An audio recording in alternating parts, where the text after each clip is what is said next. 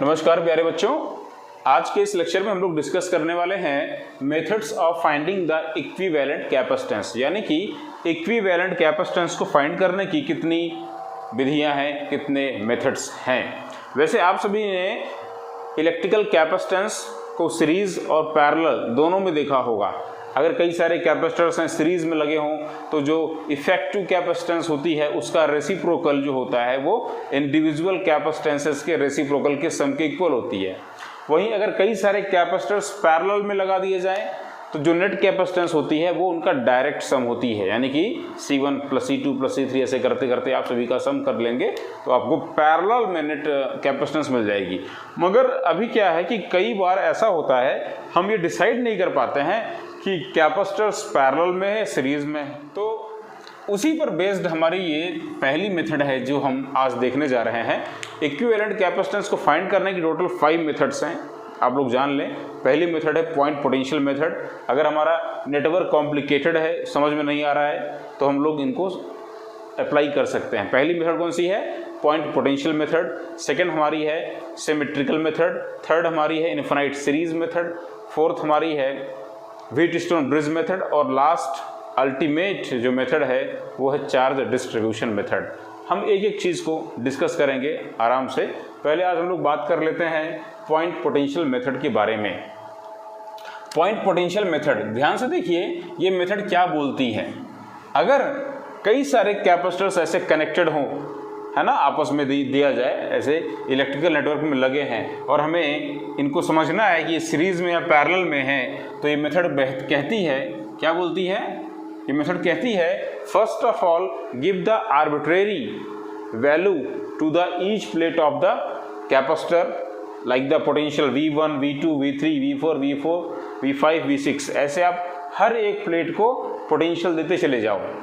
Then keep in mind that the plates connected directly by the connecting wire will be at the same potential level। इसको बात ध्यान देंगे कि जो प्लेटें सेम वायर से कनेक्ट होंगी उनके अक्रॉस जो होगा वो, मतलब उन प्लेट पर पोटेंशियल कैसा होगा? सेम होगा। और एक चीज़, अगर दो कैपेसिटर्स के बीच में अगर देखा जाए पोटेंशियल डिफरेंस सेम आता है तो इसका मतलब ये है कि वो पैरेलल में है। So in this way we can select the parallel and the series, है ना, connected capacitors, and we can apply the formula to finding the equivalent capacitance। And also keep in mind that if any one of the capacitor is out of the network, वो network से बाहर हो जा रहा है, और short circuit, मतलब वो शॉर्ट सर्किट हो गया है, मतलब उसकी दोनों प्लेटों के पोटेंशियल बराबर हो जा रहे हैं, उस केस में उसे हम निगलेक्ट कर देंगे, छोड़ देंगे। तो आप ज़रा समझते हैं इसको। हमें यहाँ पे देखो 6 कैपेसिटर्स लगे हुए हैं, C और ये C, सभी की कैपेसिटेंस बराबर में है। इनको इस तरीके से देख रहे हैं आप, ऐसे 2 वायर से जोड़ा गया है। तो पता लगाना है कि इक्विवेलेंट कैपेसिटेंस क्या होगी पॉइंट A और B के बीच में। तो क्या करें, सबसे पहले हम इस प्लेट्स को जो है वो पोटेंशियल देते हैं। चलो आओ ज़रा देखें, ये मान लेते हैं कि इस पहली प्लेट का पोटेंशियल V1 है। अब ज़रा देखो ये पहली प्लेट के अलावा इस कंडक्टिंग वायर से, और देखो ये जो सेकेंड और जो थर्ड है इनकी भी देखो प्लेटें कनेक्टेड हैं, यानी इनका भी पोटेंशियल क्या होगा? V1 होगा, और इसका भी क्या होगा? V1 होगा। अब ये जो दूसरी प्लेट है इसका मान लेते हैं पोटेंशियल V2 है। ज़रा देखो ये वाली प्लेट और दूसरे वाली की पहली वाली प्लेट देखो सेम वायर से कनेक्टेड है, मतलब यहाँ का पोटेंशियल भी क्या होगा? V2 ही होगा।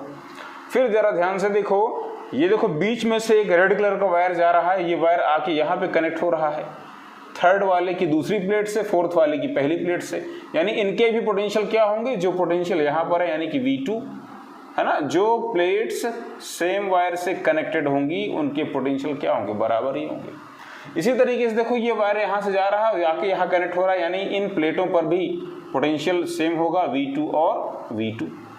चलो अब जो प्लेटें बच गई हैं, यानी कि ये 4th, 5th और ये 6th, इनको पोटेंशियल दे दिया जाए। चलो इसको मान लेते हैं कि ये V3 है। अगर ये V3 है तो इसका भी पोटेंशियल क्या होगा? V3 ही होगा, चूंकि सेम वायर से कनेक्टेड है। और ये देखो लास्ट वाली प्लेट जो बच रही है, इस प्लेट को मान लेते हैं कि इसका पोटेंशियल क्या है? V4 है। देखो सब हो गया क्या? हाँ, सभी प्लेट्स को पोटेंशियल मिल चुका है।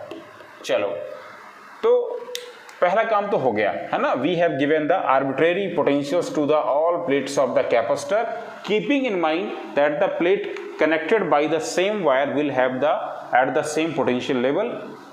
Now just you make the list of the potential difference and the number of capacitors. So हम यहाँ पे एक लिस्ट बना लेते हैं, टेबल बनाओ, पोटेंशियल डिफरेंस की बनाओ टेबल, और बनाओ जो भी अपने पास में कैपेसिटर्स हैं जिनका सेम पोटेंशियल है। ऐसे कितने कैपेसिटर्स हैं जरा देखो, पहला V1 V2 V1 V2 V1 V2, ऐसे देखो अपने पास में 3 कैपेसिटर्स हैं, ये C और ये C। देखो इन सभी के अक्रॉस पोटेंशियल क्या है, V1 V2 ही है। यानी अगर समझें तो V1 माइनस V2 वाले है ना, ऐसे कितने कैपेसिटर्स हैं, 3 हैं। और अगर 3 कैपेसिटर्स हैं, तीनों कैसे माने जाएंगे, पैरेलल में। अगर पोटेंशियल डिफरेंस सेम हुआ मतलब पैरेलल, तो यानी कि इन तीनों का नेट कैपेसिटेंस क्या हो जाएगा, तो हो जाएगा ये 3C। डायरेक्ट जोड़ लेते हैं, in the parallel combination equivalent capacitance is the sum of the all individual capacitances of the capacitors. यानी इन दोनों का इन तीनों का जो होगा नेट क्या होगा, वो 3C हो जाएगा। चलो ये 3 सॉल्व हो गए, अब आगे बात करते हैं।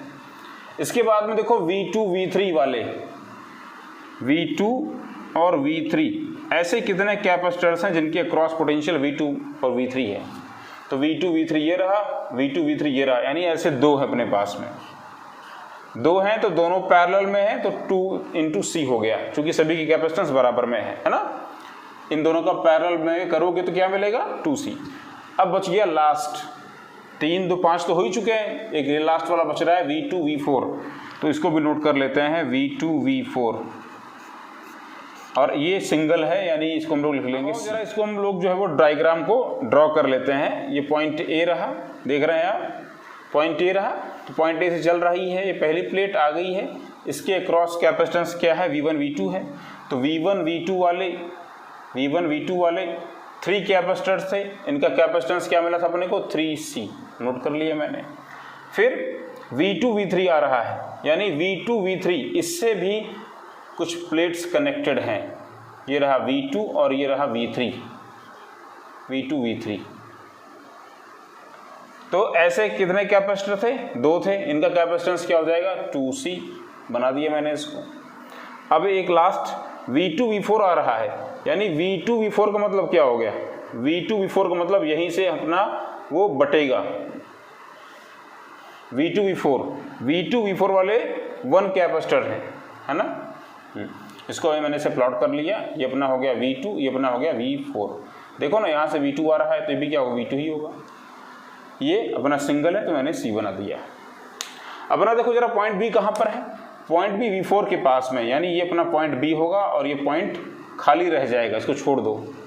तो भाई ये पॉइंट खाली रह गया, मतलब कि ये वाला जो कैपेसिटर होगा इसको अपन छोड़ देंगे, इसको नेग्लेक्ट कर देंगे, क्योंकि चार्ज इसके आगे प्रोसीड ही नहीं कर पाएगा, क्योंकि ये कहीं से कनेक्टेड है ही नहीं, ये नेटवर्क से बाहर हो गया है। तो जो भी चार्ज आएगा वो चार्ज बस यहीं तक आ पाएगा, इसके बाद नहीं जा पाएगा।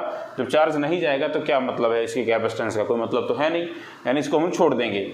यानी कुल मिलाकर के ये 3C और ये C कैसे हो जा रहे हैं, सीरीज में। तो यानी इनका नेट कैपेसिटेंस क्या हो जाएगा, तो नेट कैपेसिटेंस क्या करेंगे सीरीज में, मल्टीप्लीकेशन अपॉन एडिशन, यानी ये हो जाएगा 3 into C upon 3 into C plus C। Answer क्या हो जाएगा, 3C² अपॉन 4C, या तुम कह सकते हो 3/4C। यही इनका नेट कैपेसिटेंस है। सो आप सभी को पॉइंट पोटेंशियल मेथड तो समझ में आ ही गया होगा, है ना। मैंने जैसे बताया भी आप सभी को कि पॉइंट पोटेंशियल मेथड्स में कैपेसिटर्स की प्लेट्स को हम जो है वो पोटेंशियल देते हैं आर्बिट्रेरी, अपनी इच्छा के मुताबिक, और इस बात को दिमाग में रखते हैं कि जो प्लेटें सेम वायर से कनेक्टेड होंगी उन पर पोटेंशियल कैसा होगा, सेम ही होगा, और जिन प्लेटों के बीच का पोटेंशियल डिफरेंस सेम होगा वो पैरेलल में मान ली जाएंगी। पैरेलल में आपको कैपेसिटेंस फाइंड करना आता ही आता है, फाइंड कर लीजिएगा, बाकी सीरीज में हो जाएंगी, है ना। तो इस तरीके से लिस्ट को बना लेंगे और उसको सॉल्व कर लेंगे, यही इसकी पहली मेथड थी, ठीक। तो यानी यहाँ पर पॉइंट A पॉइंट B के बीच नेट कैपेसिटेंस क्या है, 3/4C, ठीक, नोट कर लीजिए, बाकी बातें कल।